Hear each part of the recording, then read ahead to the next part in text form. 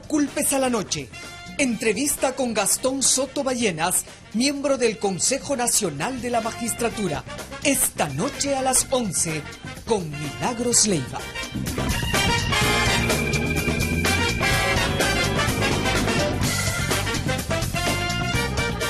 Canal N, el mejor y más destacado canal de noticias en el Perú. Tiene ahora su propia página web. Canaln.p. Información nacional y mundial, minuto a minuto. Con lo más destacado de nuestra programación. Canaln.p. Política, economía, tecnología, ciencia, cultura. Tus opiniones y comentarios vía Twitter y Facebook. Y tu participación ciudadana a través del hashtag Alerta Noticias. Todo en un solo portal. Canaln.p. Ahora tú tienes el poder de la información al momento.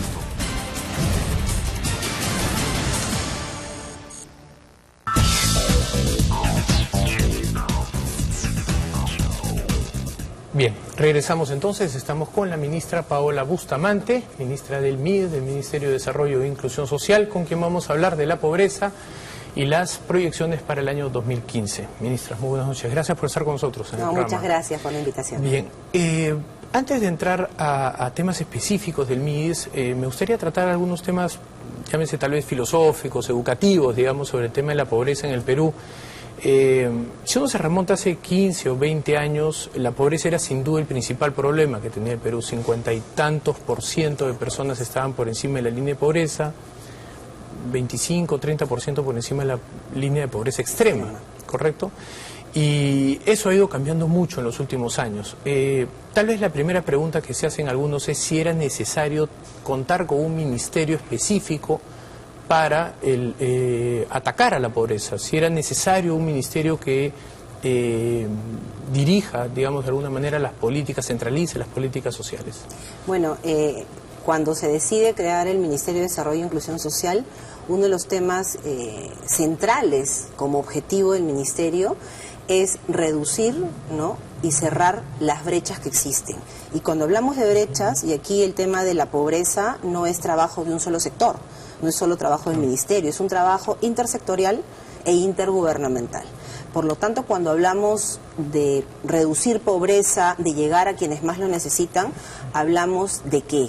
Hablamos de pobreza monetaria, solamente de cuánto dinero tiene que tener la familia para saber si es pobre o no, si le alcanza con la canasta, si es solo alimentos. Nosotros desde el gobierno, ¿sí?, con la creación del ministerio, lo que hacemos es poner en la agenda que tenemos una tarea, que hay poblaciones que viven en zonas de frontera, en zona de Amazonía, en zona altoandina, en zona de conflicto armado, como hemos visto, por ejemplo, toda la zona del Braem, del Guayaga, que está mejorando cada vez más, que no tienen agua, saneamiento, luz, conectividad. Y conectividad hablamos de internet, hablamos de caminos, de accesos.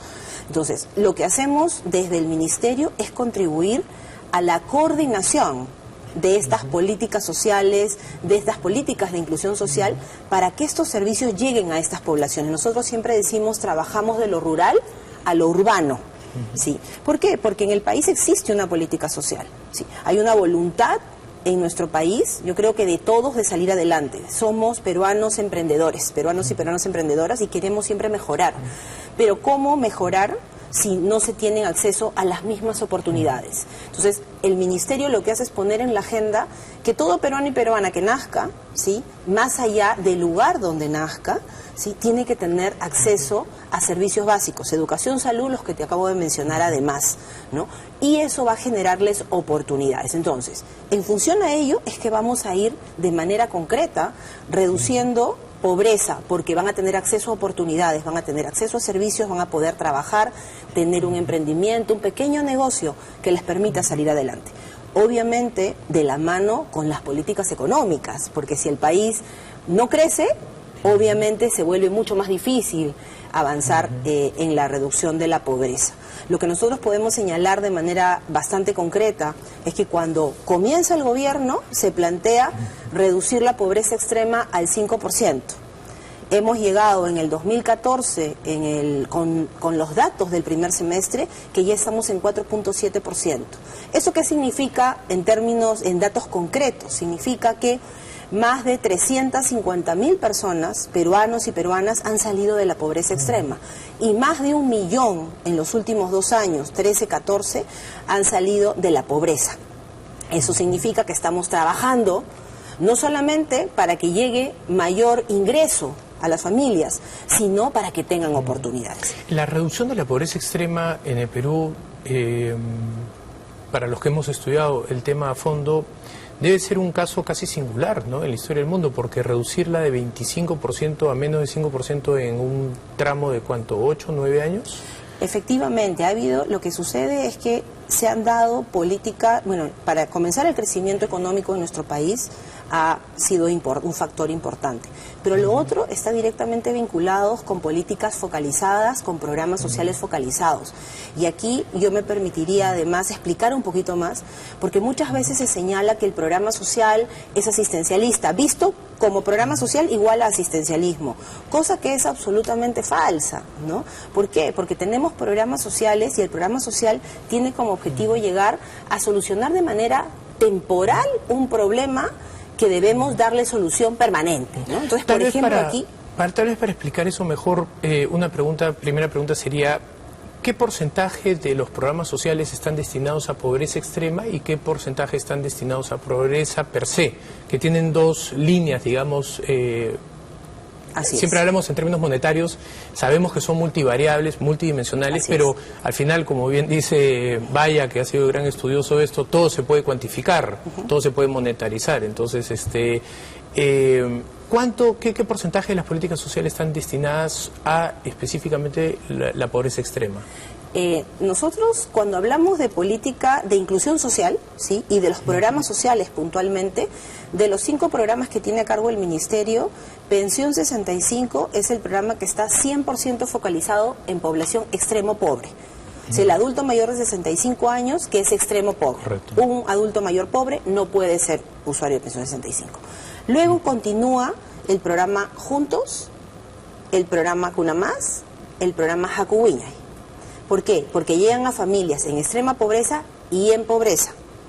Correcto. Luego tenemos ya el programa Jaliwarma, ya que es un programa de carácter universal y en realidad nosotros tenemos a más de 10.000 instituciones educativas que están ubicadas en los distritos del primer quintil, donde muchos de estos distritos son principalmente de la población el 20% de la población más pobre del Perú. Por lo tanto, cuando hablamos de la focalización de los programas sociales, es que comenzamos de los más pobres a los menos pobres, salvo en el caso de Jaliwarma, que es universal, que se llega a los niños de las instituciones públicas, sea donde estén ubicadas.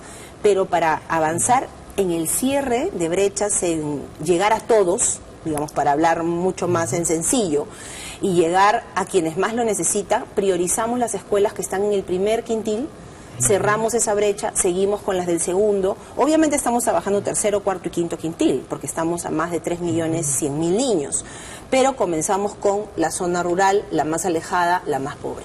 Por eso que parte de las decisiones que se han adoptado desde el gobierno durante el año 2014 es priorizar, por ejemplo, todas las comunidades que están en la Amazonía.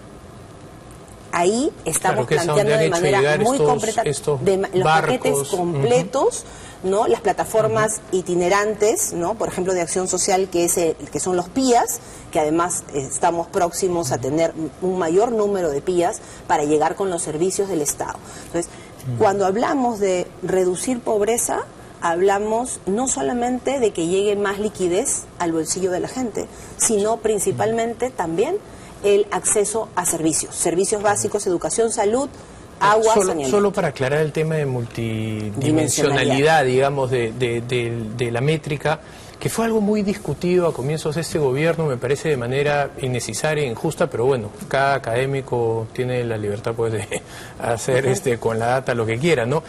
Finalmente, la línea que mide la pobreza y la pobreza extrema sí son multidimensionales, o sea, están medidas en términos monetarios, pero la canasta básica no mide solo necesidades básicas alimenticias, sino también de servicios. Así es. Con lo cual estás cubriendo diversas dimensiones de la vida cotidiana. Definitivamente, ¿no? Es importante la medición vinculada obviamente con el ingreso, y en este caso básicamente el ingreso monetario, ¿no? Que nos da además, según la data que tenemos estadística que levanta el Instituto Nacional de Estadística, el INEI, nos da una foto sostenida que nos permite obviamente tener información estadística válida, confiable, y que nos da realmente el norte de por dónde, o el diagnóstico de cómo vamos avanzando y si hay que tomar algunas decisiones en el camino.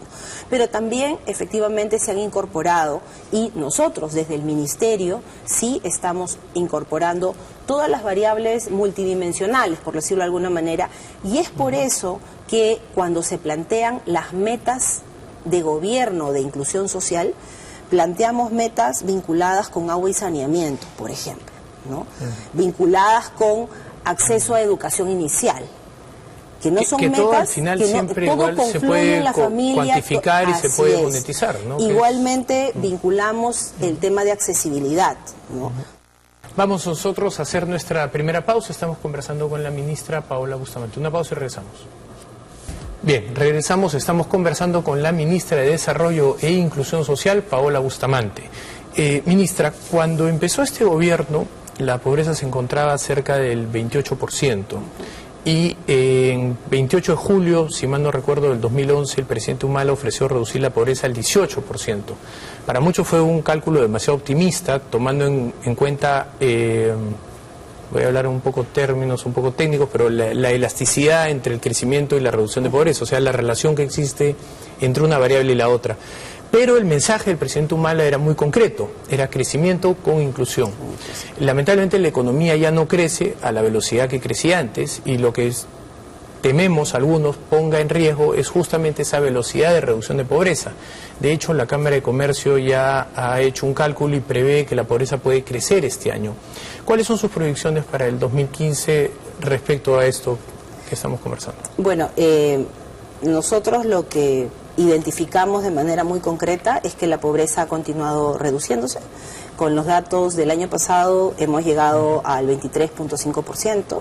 Tenemos un reto de continuar esa reducción de pobreza. Evidentemente, y todos sabemos que la pobreza se reduce con crecimiento. Sabemos que Perú es disculpe que le haga una pregunta en paréntesis, pero eso no hay, de eso no tienen ninguna duda, ¿no? Porque hay todavía personas que dicen que la reducción de pobreza no es un tema de crecimiento, sino de distribución de ingresos. La pobreza, para que haya distribución de ingresos, tiene que seguir existiendo el crecimiento, ¿no? Si no seguimos creciendo, no tenemos más ingresos en la caja y por lo tanto no tenemos mucho que a un economista del Banco Mundial casi lo votan cuando escribió un artículo que decía el crecimiento es bueno para los pobres, ¿no? Lo que pasa es que el crecimiento lo que permite, evidentemente, es que haya ingresos y de esa manera podamos redistribuir como corresponda. Y es por eso que hace un momento conversábamos de llegar con calidad, llegar de manera focalizada y llegar de manera temporal. Entonces, ¿tienen proyecciones para este año? Para el 2015, nuestras predicciones han sido directamente para llegar a la meta del 2016. Nosotros creemos que no estamos haciendo proyecciones anuales, sino del gobierno. ¿Y entonces, cuál es la meta para el 2016? ¿Sigue siendo 18%? No nos hemos planteado modificar ninguna meta planteada desde el gobierno, ¿no? Cuando planteamos la reducción de la desnutrición crónica infantil al 10%, si nos remontamos a un año, exactamente el año pasado en enero, nos decían, cuando estábamos en 17.5, que era una locura seguir planteando la reducción de la desnutrición al 10%, porque es muy difícil, es compleja, es multifactores, multivoluntades, y ya estamos en 14.1 con data del primer semestre del año pasado. Entonces, nosotros no estamos modificando las metas que nos hemos planteado, porque estamos implementando políticas, ¿no?, que nos permitan llegar a esas metas planteadas. Evidentemente, los datos de crecimiento es un dato real, pero vamos a seguir trabajando para que el país y los datos además que se han dado, no solamente desde el Perú, desde el Fondo Monetario Internacional, desde la CEPAL, con datos concretos de crecimiento para nuestro país, además de corroborar lo que nosotros estamos planteando. Para el escéptico entonces que dice, bueno, pero qué fácil, si ustedes hacen sus números, cualquiera baja el número que quiere. ¿quiénes son los que ven, quiénes son los veedores, los auditores de eso? Hace un momento mencionaba al Instituto Nacional de Estadística, el INEI. El INEI es el que toma la foto todos los años y de manera trimestral, anualmente, cómo va, todos los años, cómo va avanzando una serie de indicadores y factores.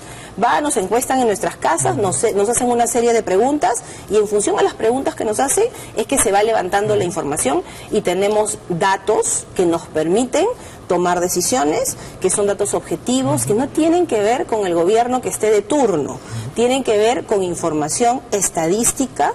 Yo quisiera mencionar aquí, en este momento en nuestro país tenemos un comité de pobreza, que está conformado además por personas independientes, académicos, intelectuales, ¿no?, que forman parte de este comité y que además revisan los números antes de que se publiquen.